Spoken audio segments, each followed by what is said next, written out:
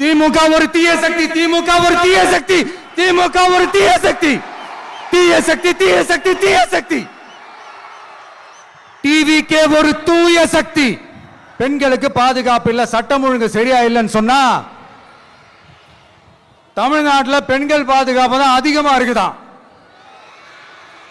நீங்க சொல்லுங்க மக்களே, பெண்கள் பாதுகாப்பு இருக்கு, சட்டம் ஒழுங்கு சரியா இருக்கு? அவங்க சொல்றது உண்மையா? அவங்க சொல்றதை நீங்க ஏத்துக்கிறீங்களா? நான் சலுகைகளுக்கு எதிரானவன் கிடையாது. மக்களுக்கான சலுகைகளை இலவசம்னு சொல்லி அசிங்கப்படுத்துறதுல எனக்கு உடன்பாடு கிடையாது. மக்கள் காசுல மக்களுக்கு செய்யறதை எப்படி இலவசம்னு சொல்லுவீங்க? அப்படியே செஞ்சிட்டாலும் ஓசில போற ஓசில போற ஓசில போறன்னு சொல்லி அசிங்கப்படுத்துறீங்க. என்ன கேட்கறதுக்கு ஆள் இல்லைன்னு நினைச்சீங்களா? மக்களுக்கு ஒண்ணுன்னா இந்த விஜய் வந்து நிப்பா, இந்த விஜய் வந்து கேள்வி கேட்பா. இந்த விஜய் எப்பவுமே மக்கள் பக்கம் தான், அதே மாதிரி மக்களும் என் பக்கம் தான். மஞ்சள் மஞ்சள் பொதுவா நல்ல காரியங்கள் ஸ்டார்ட் பண்றதுக்கு முன்னாடி இந்த மஞ்சள் எடுத்து வச்சுதான் ஸ்டார்ட் பண்ணுவாங்க. நம்ம வீட்டில் கூட நம்ம அம்மா அக்கா தங்கைகள் நமக்காக நாம நல்லா இருக்கணும்ன்றதுக்காக மஞ்ச புடவை கட்டிக்கிட்டு தான் வேண்டிக்குவாங்க. அப்படி அந்த மஞ்சள்னாலே ஒரு தனி வைப்பு தாங்க. நம்ம கொடியில கூட அந்த வைப்ரண்டான அந்த எனர்ஜெட்டிக்கான அந்த மஞ்சள் இருக்குமே, அந்த மாதிரி மங்களகரமான மஞ்சள் விளையிற பூமி தான் இந்த ஈரோடு பூமி. இங்க வந்து மஞ்சளை பத்தி பேசாம வேற எங்க போய் பேசுறது? அது மட்டும் இல்ல, இங்க ஒரு மகத்தான ஒரு மனிதரை பத்தி நம்ம பேசியே ஆகணும். இந்த ஈரோடு மண் விவசாயத்துக்கும் பேர் போன மண். இங்க நடக்கிற அந்த விவசாயத்துக்கு மிக முக்கியமான ஒரு கவசமா இருக்கிறது என்ன தெரியுமா? காலிங்கராயன் அணை, காலிங்கராயன் கால்வாய். காலிங்கராயன் அணை கட்டினதுலையும் கால்வாய் வெட்டினதுலையும் உயிரான உணர்வு பூர்வமான நிறைய விஷயங்கள் இருக்குது. அப்படி அந்த ப்ராசஸ்ல அவர் அந்த அணை கட்டும் போதும் கால்வாய் வெட்டும் போதும் ரொம்ப சோர்வடைஞ்சிட்டாராம். அப்ப அவங்க அம்மா அதை பார்த்துட்டு சொன்னாங்களாம், மகனே காளிங்கா, தயிர் வித்த காசு தாழ்வாரம் வரைக்கும் இருக்குது, மோர் வித்த காசு முகுட வரைக்கும் இருக்குது, அதை எடுத்துக்கிட்டு போய் அணைய கட்டியா கால்வாய வெட்டியான்னு சொல்லி தைரியம் கொடுத்தாங்களாம். பெத்த அம்மா கொடுக்கிற அந்த தைரியம் இருக்கு பாருங்க, அதை தாண்டி வேற எதுவுமே கிடையாதுங்க. ஒரு மனுஷனால எதையும் சாதிச்சு காட்ட முடியும். அப்படி ஒரு தைரியத்தை தான் இப்ப நீங்க என்னுடைய அம்மா அக்கா தங்கைகள் நண்பா நண்பிகள் தோழர்கள் எல்லாரும் எனக்கு கொடுத்திருக்கிறீங்க. அதே தைரியத்தை, அதே துணையா என் கூட நிக்கிறீங்க. இதை எப்படி நம்ம பிரிச்சு விடலாம்? இதை எப்படி நம்ம கெடுக்கலாம்? என்னெல்லாம் அவதூறுகள் நம்ம விஜய் மேல சொல்லி மக்களை நம்ப வைக்கலாம்? என்னெல்லாம் சூழ்ச்சிகள் நம்ம விஜய் மேல பண்ணி மக்களை நம்ப வைக்கலாம்?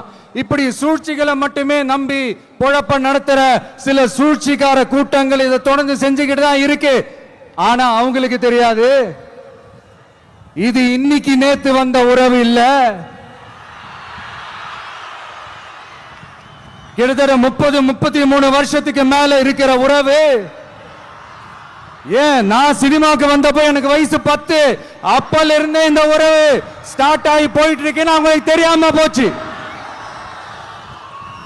அதனால என்ன பண்ணாலும் நீங்க என்ன ட்ரை பண்ணாலும்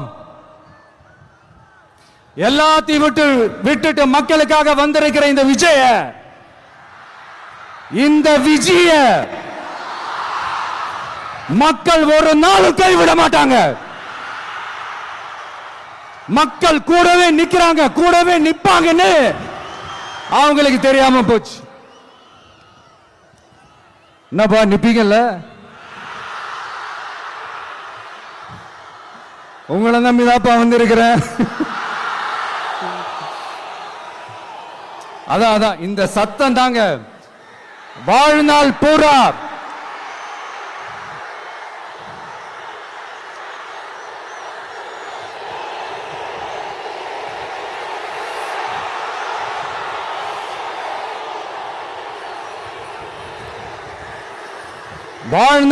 உங்களுக்கு நன்றியோடவே இருப்பேன்.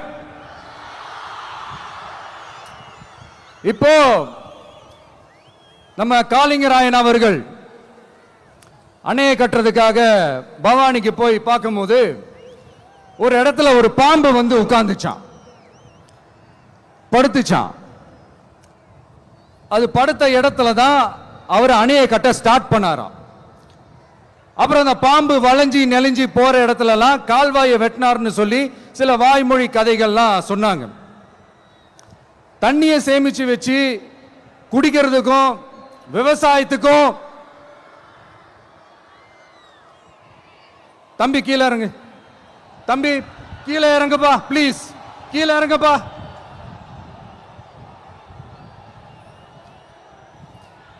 ஓகே, தேங்க்யூ கீழே இறங்குங்க, கீழே இறங்குப்பா. நீ இறங்கினாதான் புத்தம் கொடுப்பேன்.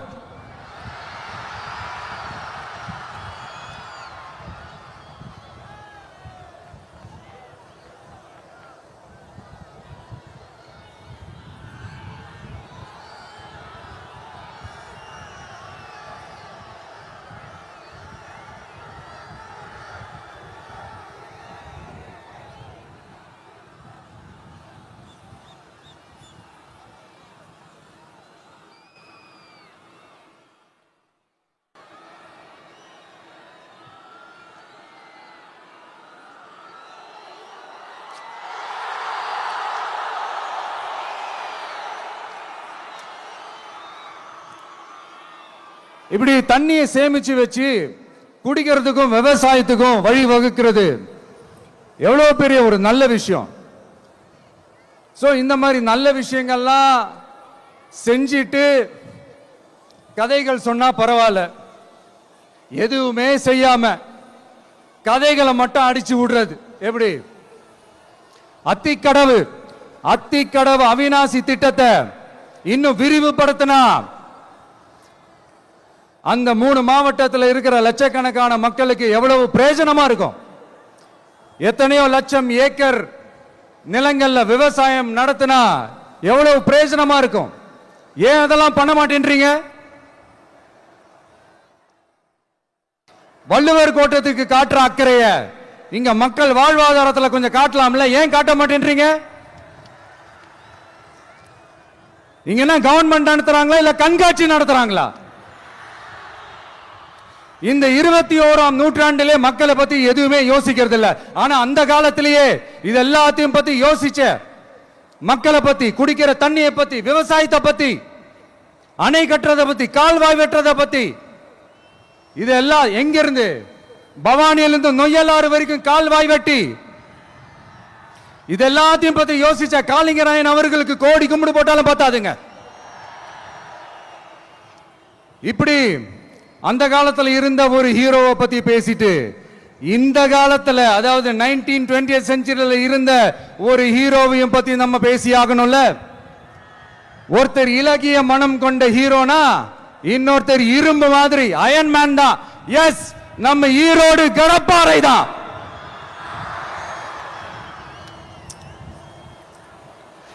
ஒட்டுமொத்த தமிழ்நாட்டையே திருப்பி போட்ட சீர்திருத்த நெம்புகோல் ஈரோடு மாவட்டத்தில் பிறந்த அவர்தான். இந்தியாவுக்கே இடஒதுக்கீடு சம்பந்தமான அரசியல் சட்டத்தை திருத்தறதுக்காக போராட்டம் நடத்தினவர் யாரு? நம்ம தந்தை பெரியாரு. 100 வருஷத்துக்கு முன்னாடியே வகுப்பு வாரி பிரதிநிதித்துவம் வேணும்னு கேட்டவர். அன்னைக்கும் சரி இன்னைக்கும் சரி ஒரு ஆச்சரியத்தோட பார்க்கக்கூடிய ஒரு மனிதர், நம்மளுடைய கொள்கை தலைவர். அப்ப அண்ணாவும் எம்ஜிஆரும் யாரு? பெரியார் அவர்கள் கிட்ட இருந்து எங்களுக்கு தேவையான கொள்கைகளை எடுத்துக்கிட்டோம். அவரை ஃபாலோ பண்ற, அவரை வழிகாட்டி ஏத்துக்கிட்ட அண்ணா அவர்கள் கிட்ட இருந்தோம், எம்ஜிஆர் அவர்கள் கிட்ட இருந்தோம் தேர்தல் அணுகுமுறையை எடுத்துக்கிட்டோம். அண்ணாவும் எம்ஜிஆரும் தமிழ்நாட்டோட சொத்து.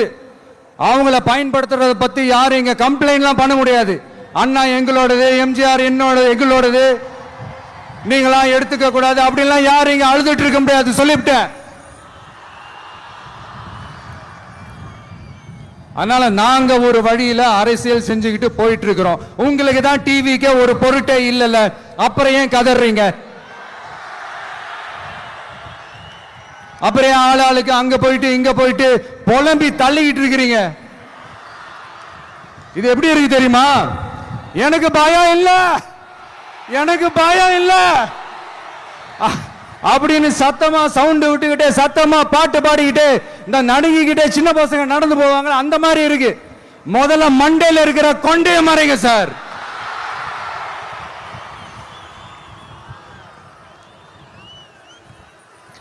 சும்மா மாறு வேஷத்துல மறு வச்சுக்கிட்டு மீடியா ஆளு, ரேடியோ ஆளுன்னு இவங்க ஆளுங்களே மாத்தி மாத்தி அனுப்பிக்கிட்டு, இதெல்லாம் என்ன மக்களுக்கு தெரியாதுன்னு நினைச்சிட்டு இருக்கீங்களா? மக்கள் எல்லாத்தையும் உன்னிப்பா கவனிச்சிட்டு இருக்காங்க. அதனாலதான் சொல்றேன், உங்களுக்கு நீங்க கொள்ளையடிச்சு வச்சிருக்கிற காசு தான் துணை. ஆனா எனக்கு என் மேல எல்லையில்லா பாசம் வச்சிருக்கிற இந்த மாசு தான் துணை.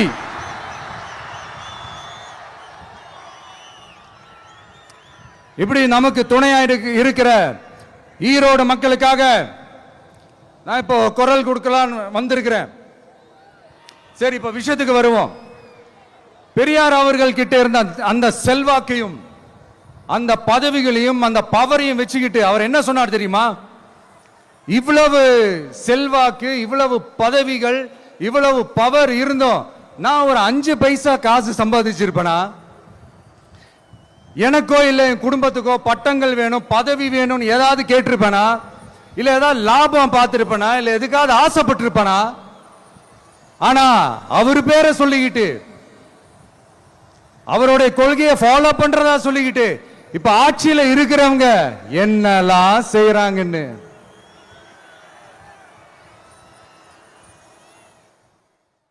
அதனாலதான் சொல்றோம், பெரியார் பேரை சொல்லிக்கிட்டு தயவு செஞ்சு கொள்ளையடிக்காதீங்கயா, தயவு செஞ்சு கொள்ளையடிக்காதீங்க. அவரு பேரை சொல்லிக்கிட்டு பெரியார் பேரை சொல்லி கொள்ளையடிக்கிற இவங்க தான் நம்மளுடைய அரசியல் எதிரி.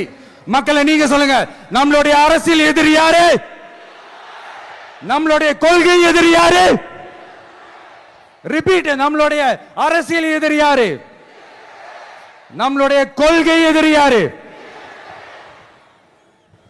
உங்களுக்கு புரியுது இல்ல? எனக்கு அது போதும்யா, எனக்கு வேற எதுவுமே தேவையில்லை.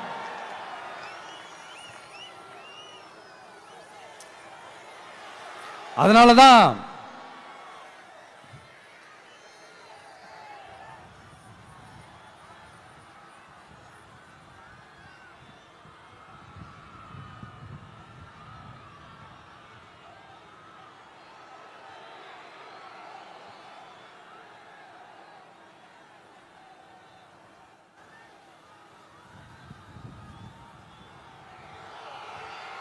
உங்களுக்கு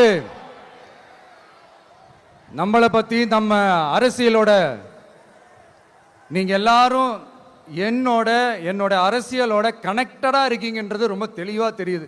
அதனால எனக்கு அது போதும்.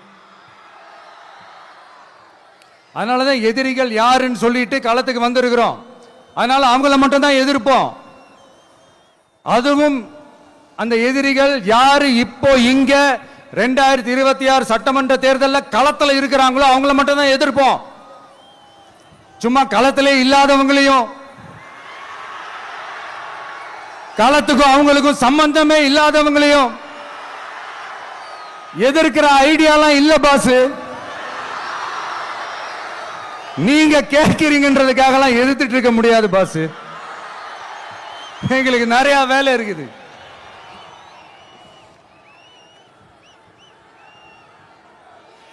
எத்தனை எத்தனை பொய்யான வாக்குறுதிகள்.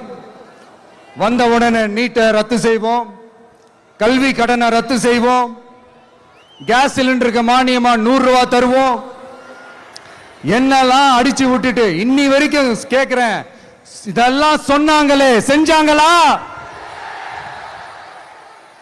இவங்க எப்பவுமே இப்படிதான், சொல்றது ஒண்ணு செய்யறது ஒண்ணு. திமுகவும் பிரச்சனைகளும் ஃபெவிகால் போட்டு ஓட்டின ஃப்ரெண்ட்ஸ் மாதிரி ஒன்னில இருந்து ஒன்ன பிரிக்கவே முடியாது. இப்போ ஈரோடு பகுதியில் இருக்கிற பிரச்சனையை பத்தி பேசுவோம்.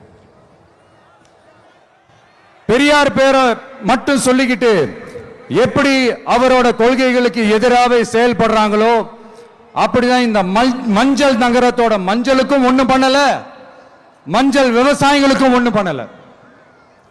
ஆராய்ச்சி மையம், சிறப்பு மையம்னு கோடி கோடியா டெண்டர் விட்டாங்க, பேருக்கு கட்டிடத்தை கட்டினாங்க. ஆனா உலகமே போட்டி போட்டு வாங்குற மஞ்சளை மதிப்பு கூட்டி விற்பனை செய்ய, அதாவது அதோட வேல்யூ இன்க்ரீஸ் பண்ணி நம்ம விவசாயிகளுக்கும் இந்த மாவட்ட மக்களுக்கும் நன்மை செய்ய இதுவரைக்கும் என்ன செஞ்சிருக்காங்கன்னு யோசிச்சு பார்த்தா ஒரு பெரிய ஜீரோ தான். கரும்பு நெல்லுக்கு அரசாங்கம் விலை பிக்ஸ் பண்றாங்க, அதையும் ஒழுங்கா பண்றதில்ல, ஒவ்வொரு முறையும் பிரச்சனை. அங்க நெல் கொள்முதல் செய்யறதுல ஊழல். சரி, நாம கஷ்டப்பட்டு விளைய வச்சது வீணா போக கூடாதுன்னு நினைச்சு நம்ம விவசாயிகள் கேட்கிற லஞ்சத்தை கொடுத்தாலும் அதுக்கப்புறம் கூட அந்த கொள்முதல் ஒழுங்கா நடக்கிறது இல்லை. அதையும் தாண்டி ஏதோ ஒரு விலை விவசாயிகளுக்கு கிடைக்குது, அப்படிலாம் இல்லாம ஒழுங்கா நேர்மையா நம்ம மஞ்சளுக்கும் நியாயமான விலை பிக்ஸ் பண்ணி தரமான விதைகளை கொடுத்தா என்ன குறைஞ்சா போயிடுவாங்க? இதெல்லாம் யோசிக்கிறதுக்கு அவங்களுக்கு நேரமே இல்லை. 24x7 அவங்களோட யோசனை என்ன தெரியுமா? இந்த விஜயை எப்படி முடக்கலாம், தமிழக வெற்றி கழகத்தை எப்படியெல்லாம் முடக்கலாம், அப்படிதான் அவங்களுடைய சிந்தனையே 24x7. எத்தனையோ வருஷத்துக்கு முன்னாடி நம்ம காளிங்கராயர் நதிகளின் இணைப்புக்கு முன்னோடியா இருந்தார். பவானி ஆத்துல வர அதிகமான தண்ணி அணை கட்டி தேக்கி தண்ணீர் வறட்சியான பகுதிகளுக்கு அனுப்பினாரு. ஆனா இன்னைக்கு இவ்வளவு நவீன வசதிகள் இருந்தோம், இவ்வளவு சயின்ஸ் வளர்ச்சிகள் இருந்தோம், இவ்வளவு டெக்னாலஜி வளர்ச்சிகள் இருந்தோம், அவங்க வாக்குறுதியில் ஒண்ணு கொடுத்தாங்கல்ல, பவானி நொய்யலாறு அமராவதி 6 இணைப்பு திட்டத்துக்கு ஒரு துரும்ப கூட கிள்ளி போடல. வாக்குறுதி நம்பர் 103 சொன்னாங்களே செஞ்சாங்களா? சரி, இதாவது ஒரு பெரிய ப்ராஜெக்ட் வைங்க. ஆறுகளை சுத்தப்படுத்த பல்லாயிரம் கோடி நிதி ஒதுக்குவோம், தமிழ்நாட்டில் உள்ள ஆறுகளை சுத்தப்படுத்துவோம்னு சொன்னாங்களே செஞ்சாங்களா?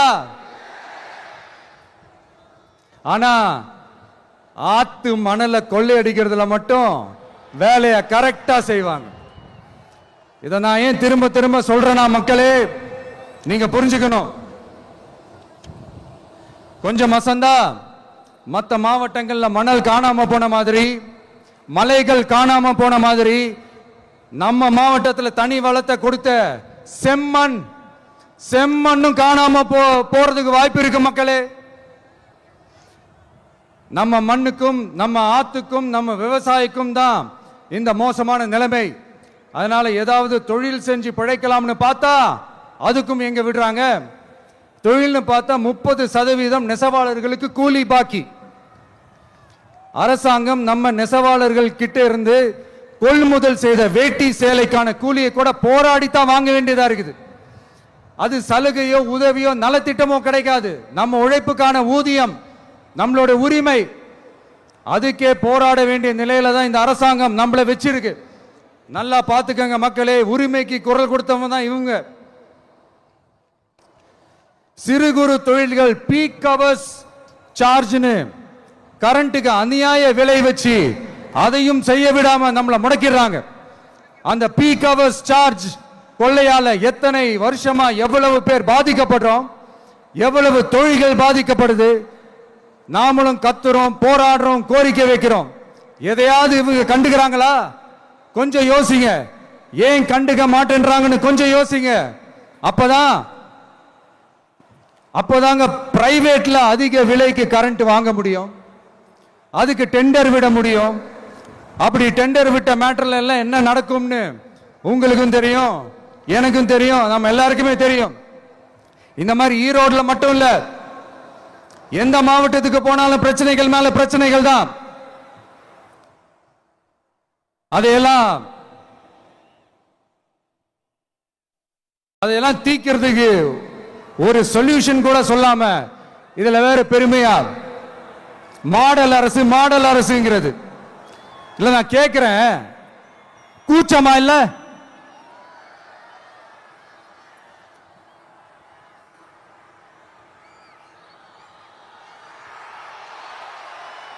இதெல்லாம் கேட்டா அப்படியே நம்ம பக்கம் யூட்டர்ன் அடிச்சு வந்துருவாங்க. விஜய் என்ன அரசியல பேச மாட்டேன்றாரு, விஜய் என்ன சினிமா டயலாக் மாதிரி பேசுறாரு, விஜய் என்ன பஞ்ச் டயலாக் பேசுறாரு, விஜய் என்ன 10 நிமிஷம் தான் பேசுறாரு, 9 நிமிஷம் தான் பேசுறாரு. நான் எத்தனை நிமிஷம் பேசினா உங்களுக்கு என்ன சார்? நான் எப்படி பேசினா உங்களுக்கு என்ன சார்? உள்ள விஷயம் என்னன்னு பாருங்க சார். ஒவ்வொரு மாவட்டத்துக்கும் போய் மக்கள் ஃபேஸ் பண்ற பிரச்சனைகளை எடுத்து பேசிட்டு இருக்கிறேன். பின்ன அது அரசியல் இல்லாம வேற எதுதான் அரசியல்? உங்களை மாதிரி தனிப்பட்ட முறையில தரக்குறைவா அசிங்கமா பேசுறதுதான் அரசியல்னா அந்த அரசியல் நமக்கு வராது. வராதுன்னா நல்லாவே வரும். உங்களை விட எனக்கு அது நல்லாவே வரும். வேணான்னு விட்டு வச்சிருக்கிறோம். அப்புறம் உங்களுக்கு நமக்கு என்ன வித்தியாசம்? காஞ்சிபுரத்தில் நாம பேசும்போது இந்த மாதிரி உங்களால் அமைக்கப்பட போற ஆட்சியில நம்ம ஆட்சிக்கு வந்த உடனே என்னெல்லாம் செய்ய போறோம்ன்றது சிலது சொன்னோம். அதையெல்லாம் தப்பா புரிஞ்சுக்கிட்டு இப்போ சொல்றேன், விளக்கமா சொல்றேன், நான் சலுகைகளுக்கு எதிரானவன் கிடையாது. மக்களுக்கான சலுகைகளை இலவசம்னு சொல்லி அசிங்கப்படுத்துறதுல எனக்கு உடன்பாடு கிடையாது. மக்கள் காசுல மக்களுக்கு செய்யறதை எப்படி இலவசம்னு சொல்லுவீங்க? அப்படியே செஞ்சிட்டாலும் ஓசில போறேன்னு சொல்லி அசிங்கப்படுத்துறீங்க. என்ன கேட்கறதுக்கு ஆள் இல்லைன்னு நினைச்சீங்களா? மக்களுக்கு ஒண்ணுன்னா இந்த விஜய் வந்து நிப்பா, இந்த விஜய் வந்து கேள்வி கேட்பா.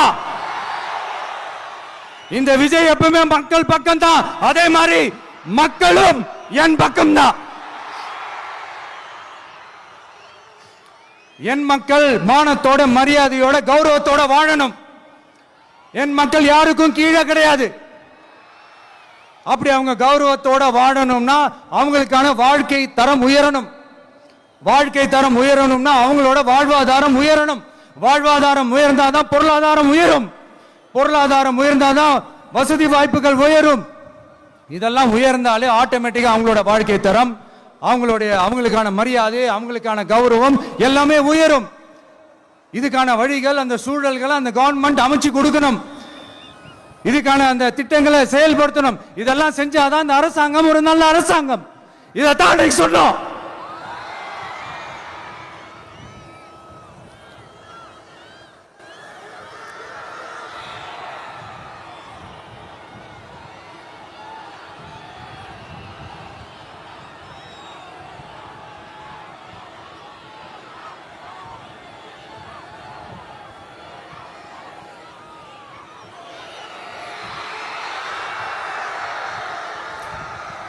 இதைத்தான் அன்னைக்கு சொன்னோம். உடனே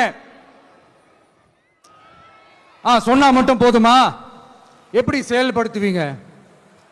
நாங்க என்ன வாயிலேயே வடை சுடுறதுக்கு டிஎம்கேவா? டிவி கேடா?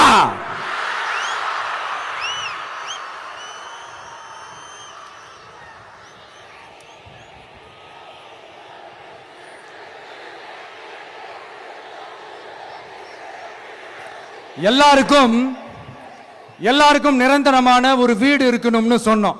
உடனே எங்க ஆட்சியிலே நாங்க எல்லாரும் வீடு கட்டி கொடுத்துட்டோமே அப்படிங்கிறது இல்ல. நான் கேட்கிறேன், இங்க உங்களை தான் கேட்கிறேன், இங்க வாடகைக்கு இருக்கிறவங்களே இங்க யாரும் இல்லையா? எல்லாருக்கும் சொந்தமா வீடு கட்டி கொடுத்துட்டாங்களா? அடுத்து வீட்டில் இருக்கிற ஒவ்வொருத்தரும் மினிமம் டிகிரி படிச்சிருக்கணும் அப்படின்னு சொன்னோம். உடனே எங்க ஆட்சியிலே எல்லாரும் டிகிரி படிச்சு முடிச்சிட்டாங்களே அப்படிங்கிற மாதிரி சொல்றது அது உண்மைனா?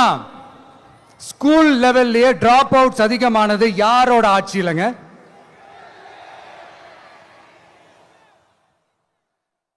பசங்க பிள்ளைங்க யாரும் ஸ்கூல்ல சேரலன்னு சொல்லிட்டு எனக்கு தெரிஞ்சு 207 கவர்மெண்ட் ஸ்கூல்ஸ் மூடினது யாரோட ஆட்சியிலங்க? இதுல கல்வியில் சிறந்த தமிழ்நாடுன்னு டிராமா வேற. அடுத்து குடும்பத்தில் ஒருத்தருக்கு நிரந்தரமான வருமானம் வரணும், வேலை வாய்ப்பு கிடைக்கணும் அப்படின்னா நாங்க கொடுக்காத வருமானமா, நாங்க கொடுக்காத வேலையா அப்படிங்கிறது. எத்தனையோ லட்சம் காலி பணியிடங்கள் நிரப்புவோம்னு வாக்குறுதி கொடுத்துட்டு ஆட்சிக்கு வந்தீங்கல்ல, எத்தனை லட்சம் காலி பணியிடங்களை நிரப்புனீங்க? அட்லீஸ்ட் 1 லட்சம் காலி பணியிடங்களாவது நிரப்புனீங்களா? இதெல்லாம் சொல்லிட்டு மக்களை ஏமாத்துறது யாரோட ஆட்சியிலங்க? அடுத்து ரொம்ப முக்கியமா, பெண்களுக்கு பாதுகாப்பு இல்ல, சட்டம் ஒழுங்கு சரியா இல்லைன்னு சொன்னா தமிழ்நாட்டில் பெண்கள் பாதுகாப்பு தான் அதிகமா இருக்குதான். நீங்க சொல்லுங்க மக்களே, பெண்கள் பாதுகாப்பு இருக்கு? சட்டம் ஒழுங்கு சரியா இருக்கு? அவங்க சொல்றது உண்மையா? அவங்க சொல்றதை நீங்க ஏத்துக்கிறீங்களா? சத்தமா கேக்குதா சார்? இதுதான் ரியாலிட்டி, இதுதான் நிஜம். நம்மளுடைய ஆட்சியில சட்டம் ஒழுங்குல சமரசமே இருக்காது. அதனாலதான் இவ்வளவு ஸ்ட்ராங்கா சொல்றோம், தைரியமா இருங்க மக்களே. இந்த மாதிரி விஷயங்கள்லாம் நம்ம மக்கள் கிட்ட எடுத்து சொன்னா உடனே இந்த இது எடுத்துட்டு வந்துருவாங்க.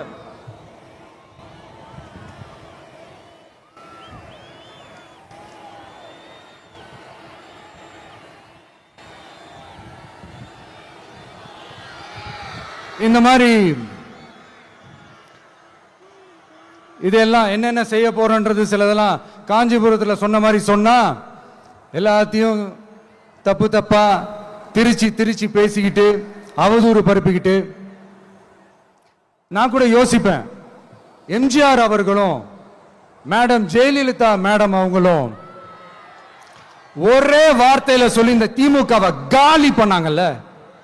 நான் கூட யோசிப்பேன், ஏன் இவ்வளவு ஹார்ஷா பேசுறாங்க, ஏன் இவ்வளவு ஹார்ஷா அவங்கள திட்டுறாங்கன்னு யோசிச்சது உண்டு. இப்பதானே புரியுது. அவங்க 2 பேரும் சொன்னதை இப்ப நானும் ரிப்பீட் பண்றேன். திமுக ஒரு தீய சக்தி,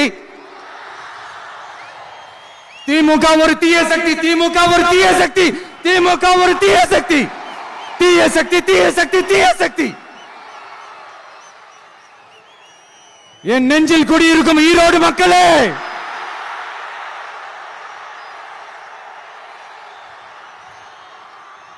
டிவிகே ஒரு தூய சக்தி. எப்படி? டிவிகே ஒரு தூய சக்தி. தூய சக்தி டிவிகேவுக்கும் தீய சக்தி டிஎம்கேவுக்கும் தான் போட்டியே. என்ன முடக்கலாம்னு நினைக்கிறீங்க, ஆனா இந்த சத்தத்தை ஒரு நாள் உங்களால முடக்க முடியாது. மக்கள் விரோத திமுக அரசை வீழ்த்த மக்கள் சக்தியான நம்மளால மட்டும்தான் முடியும். அண்ணன் செங்கோட்டையன் அண்ணன் அவர்கள் நம்ம கூட வந்து சேர்ந்தது நமக்கு ஒரு மிகப்பெரிய ஒரு பலம். அந்த மாதிரி செங்கோட்டையன் அண்ணன் அவர்கள் மாதிரி இன்னும் நிறைய பேர் வந்து சேர இருக்கிறாங்க. அவங்க எல்லாருக்குமே அந்த உரிய அங்கீகாரத்தை கொடுப்போம். அது மட்டும் இல்ல, அப்புறம் இன்னொரு விஷயம் சொல்ல மறந்துட்டேன். இப்ப ரீசெண்டா ஒரு இடத்துல நம்ம சிஎம் சார் அவர்கள் பேசும்போது சொன்னாங்க, என் கேரக்டரையே புரிஞ்சுக்க மாட்டேங்கிறேன். இது சினிமா டயலாக் இல்லையா? நான் ஏதாவது பேசினா சினிமா டயலாகா? சார் பேசினா அது சினிமா டயலாக் இல்லையா? சிலப்பதிகாரத்திலிருந்து எடுத்ததா அந்த லைன். என் கேரக்டரையே புரிஞ்சுக்க மாட்டேன்றது. உங்களை எப்படிதான் சார் புரிஞ்சுக்கிறது? எந்தெந்த விஷயத்துலலாம் சார் உங்க கேரக்டர் நாங்க புரிஞ்சுக்கிறது, அதையும் நீங்களே சொல்லிட்டீங்கன்னா கொஞ்சம் நல்லா இருக்கும் சார். சட்டம் ஒழுங்குல நாடே சந்தி சிரிக்குது அதுலயா? பெண்கள் பாதுகாப்புல நாடே சந்தி சிரிக்குது அதுலயா? பொய் வாக்குறுதிகளா கொடுத்து ஏமாத்தி ஆட்சிக்கு வந்தீங்களே அதுலயா? எதுல தான் சார் உங்க கேரக்டர் நாங்க புரிஞ்சுக்கிறது? ஆனா ஒண்ணு, தமிழ்நாட்டில் ஆட்சி செய்யற நீங்களும் சரி, ஒன்றியத்தில் ஆட்சி செய்யறவங்களும் சரி, நீங்க ரெண்டு பேரும் முதல்ல என்னோட கேரக்டரை புரிஞ்சுக்கணும் சார். என்னோட கேரக்டர்னு சொன்னது நம்ம மக்களோட கேரக்டர். 2026 சட்டமன்ற தேர்தலோட அந்த கேரக்டரே கொஞ்சம் வேற மாதிரி சார். அத கொஞ்சம் தயவு செஞ்சு நீங்க புரிஞ்சுக்கணும் சார். புரிஞ்சுக்கலனா மக்களே உங்களுக்கு புரிய வைப்பாங்க சார். கான்பிடென்ட்டா இருங்க சார், நல்லதே நடக்கும் சார். வெற்றி நிச்சயம் சார். மீண்டும் சந்திக்கும் வரை நன்றி, வணக்கங்க சார். நண்பா, நண்பிகள், இங்க எல்லாம் பார்த்தோம், எல்லாம் நல்லபடியா நடந்தது. சேஃபா வந்துட்டு சேஃபா வீட்டுக்கு போயிடுங்க. எனக்கு எல்லாத்தையும் விட நீங்க தான் எனக்கு முக்கியம். தயவு செஞ்சு சேஃப்டியா போயிட்டு வாங்க.